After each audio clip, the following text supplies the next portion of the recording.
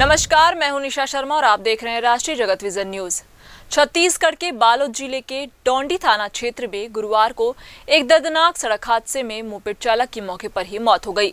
हादसे के बाद आक्रोशित ग्रामीणों ने सड़क पर उतरकर चक्का जाम कर दिया, जिससे बालोद राजनांदगांव मार्ग पर यातायात पूरी तरह ठप हो गया। घटना के बाद मौके पर सैकड़ों की संख्या में लोग जुट गए और करीब 1 घंटे से अधिक समय तक सड़क में जाम लगा रहा। मिली जानकारी के अनुसार यह घटना राम जानकी मंदिर के पास की है। बताया जा रहा है कि दिल्ली राजहरा की ओर से आ रहा तेज रफ्तार ट्रक सामने से आ रहे मोपेड चालक को अपनी चपेट में ले लिया। टक्कर इतनी जोरदार थी कि मोपेड चालक की मौके पर ही मौत हो गई। मृतक की पहचान सामसाय सियारे 55 वर्ष निवासी परसोदा के रूप में हुई है। बताया जा रहा है कि वह मथाई चौक की ओर से डोंडी की तरफ जा रहे थे, तभी राम जानकी मंदिर के पास तेज रफ्तार ट्रक ने उन्हें टक्कर मार दी।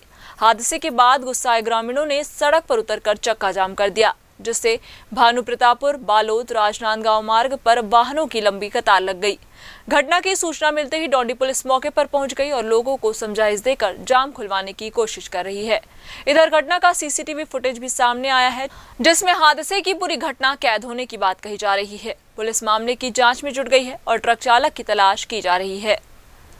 इस खबर में फिलहाल बस इतना ही। देश प्रदेश की खबरों से अपडेट रहने के लिए हमारे चैनल को सब्सक्राइब करें और नई खबरों के नोटिफिकेशन के लिए बेल आइकन जरूर दबाएं। नमस्कार।